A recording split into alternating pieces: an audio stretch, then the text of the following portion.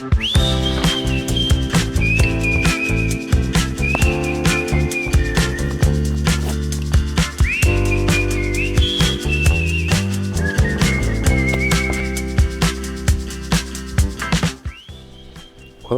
hello everyone. Glad to see you back again. Going for a different sort of vibe today. We're outdoors, as you can see. Going for a vlog style one, and I've got 15 tips for you of different photography things to do with your phone, you know? So, my first tip for you all is just cleaning your phone.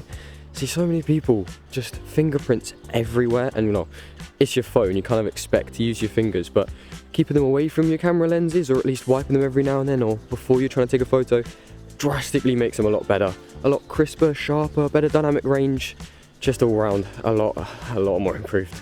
So, everyone knows phones these days are pretty smart, hence the name, smartphones, but when you're trying to take a photo, sometimes it gets a bit confused what you're trying to take the photo of. So, giving it a little tap on the screen, just where you want the photo, just where you want the focus, just helps your phone out know exactly what you want from its image, and just it allows it to give you the proper depth of field and really appreciate it for what it truly is. One technique a lot of people use is it's called leading lines. See, this is where you have lines that go from outside usually to the center point. This is a good example here.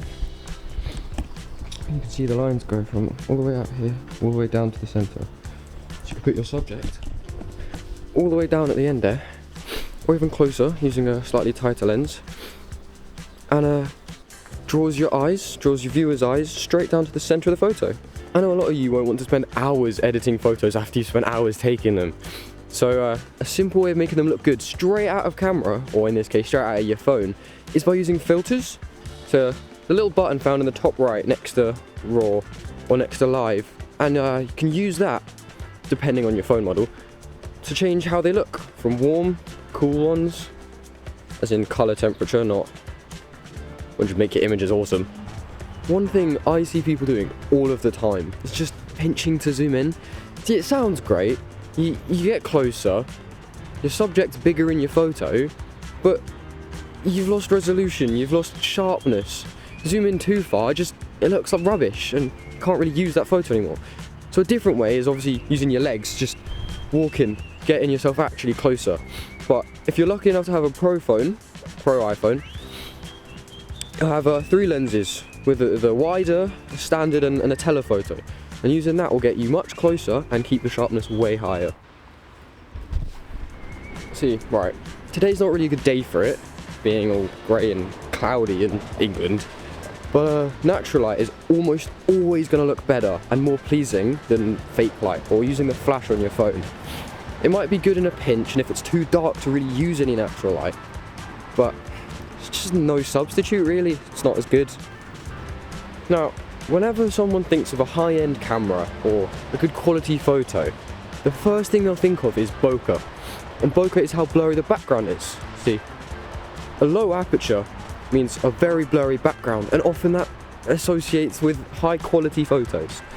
A good way of faking this on your phone is tap to focus, as I said earlier, but if that's not doing enough for you, you can switch over to portrait mode just next to it, tap again, and see a much blurrier background as your phone artificially changes it to make it look better. For those who haven't worked out, I'm a little bit ill, so I apologise for sniffing around in this video and not having all of the breath in the world. But I'm getting better, slowly.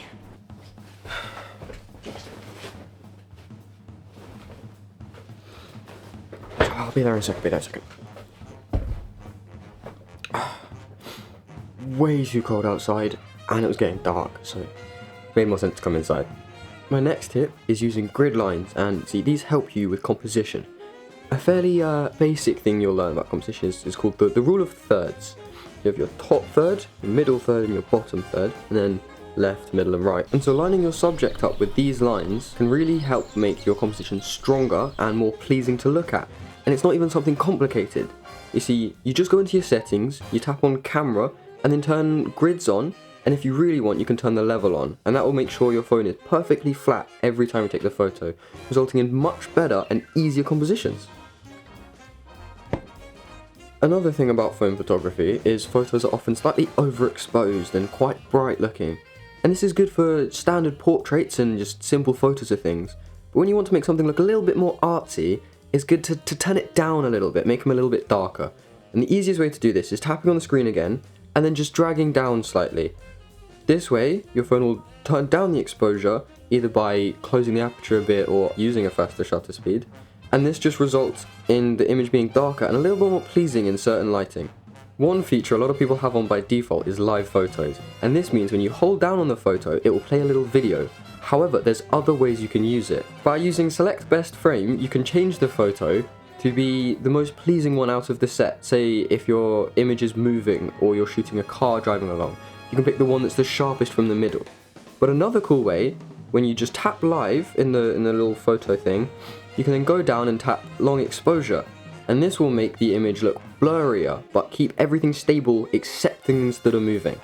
So for example, a car driving through the scene will become blurry, or if you were waving about, your arms would all be blurry, but the outside of the photo would still be perfectly sharp. I mentioned earlier that using filters can help make your photos look a lot better straight out of camera or phone. But if you do want to spend time editing, a really good way of making your photos go extra far is by shooting in RAW. See, some phones, the newer ones, will have Pro RAW and Pro Max RAW, and this is a setting you can turn on in settings, obviously, and when you turn the setting on, it will allow you to shoot RAW photos which record a lot more data, giving you a lot more flexibility in post when editing. This can mean you can change more colours and have much more freedom to change and adapt things how you want without the photo starting to tear and looking a bit rubbish. A lot of photos you see people taking are just from face level, and that's fine if you're doing a standard Instagram post, whatever you really want. But if you want to bring more life out of your photos, you can try getting up high or getting down low and just using unique angles that change how the photo is. See, a high angle on a subject will make the subject look smaller and weaker, versus a low angle which make them look a lot bigger and more powerful.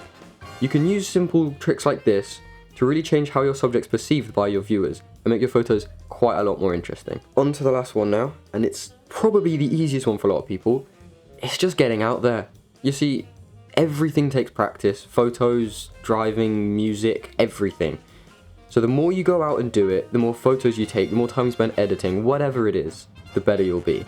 So even if you're not here really for photography, just getting out there and practicing what you really want to get good at, that's what's going to make you improve the most.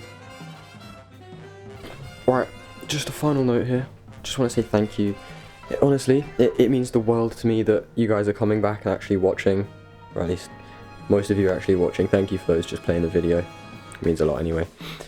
But that's it for this month. As you can see, just a final note, my finger's a lot better. The bone's not broken anymore, but it's still fixing, so gotta be careful, and it's a bit gross, so the plaster will be staying on for a while. But thank you guys, it means a lot. I'll see you next month.